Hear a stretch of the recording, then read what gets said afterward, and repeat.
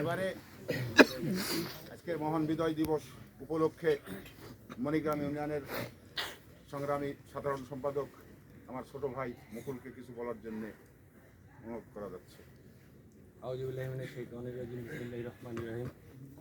সম্মানিত উপস্থিতি, আসসালামু আলাইকুম। আমরা জানি আজকে আমরা এখানে কি জন্য উপস্থিত হয়েছি। আমাদের উদ্দেশ্য সেই সূর্য সৈনিকদের প্রতি শ্রদ্ধাবোধ, যারা এই দেশমাতৃকার